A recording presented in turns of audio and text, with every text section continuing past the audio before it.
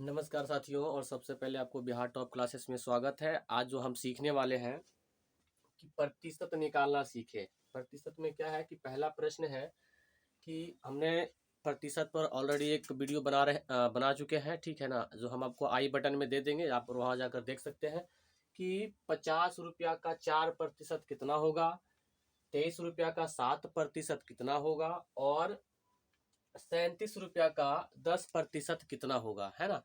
तो हम लोग एक आसान भाषा में सीखेंगे कि प्रतिशत निकालना, है ना। तो सबसे पहले यहाँ पर क्या लिखा गया है कि 50 रुपया का कहा गया है ना। तो लिखेंगे, सबसे पहले हम 50 लिख देंगे, का मतलब होता है गुना, है ना। यहाँ पर 4 लिखेंगे, प्रतिशत का मतलब होता है 100, यानी कि इसको हम बट्टा में लिखेंगे 100। अब यहाँ पर क्या करना है, अब यहाँ पर क्या करना है, कटा देना है, ठीक है ना। कैसे कटेगा, एक जीरो से एक जीरो कट गया। अब नहीं कटता है तो ऊपर से गुना कर देंगे, तो इसको गुना करेंगे यहाँ पर, तो पंचों का कितना हो जाएगा, पंचों का हो जाएगा 20, बट्टा में कितना है 10, है ना। कटा देंगे, 10 एक कम 10 और 10 दूना 20, यानी कि इसका कितना आ गया, 2, है ना, 2 रुपया हो जाएगा। कहा है कि 50 रुपया का 4% कितना होगा, तो 2 रुपया, ठीक है ना। कितना हो जाएगा, 2 रुपया में पूछा था, रुपया में पूछा है तो आंसर रुपया में ही लिखना है, ठीक है ना। पहला आंसर समझ में आ गया। अब है दूसरा है कि 37 रुपया का 10% कितना होगा।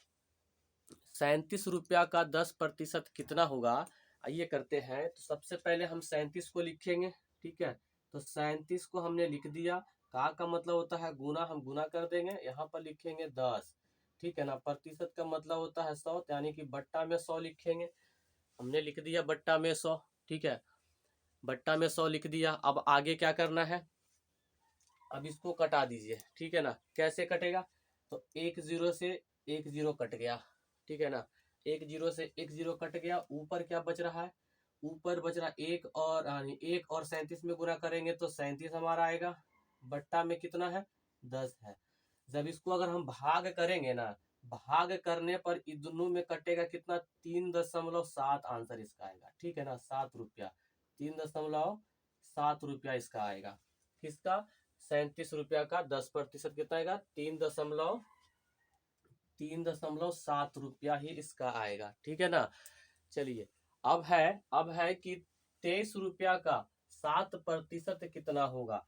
23 रुपया का 7%, देखिए यहाँ पर तो क्या करना है, तो पहले हम 23 लिखेंगे, का मतलब गुना है तो गुना डाल देंगे, और 7 है, और बट्टा में प्रतिशत का मतलब कितना होता है 100, है ना। प्रतिशत का मतलब कितना होगा 100, ठीक।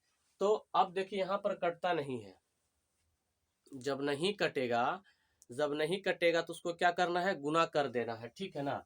तो हम ऊपर से ऊपर गुना करेंगे, तो देखो 7 या 21 होता है, 21 का 1 लिखेंगे, हाथ में 2 शेष बच गया, है ना। 7 दूनी 14, 14 और 2 कितना होता है, 14 और 2 होता है 16, बट्टा में दिया गया है 100, बट्टा में कितना है 100।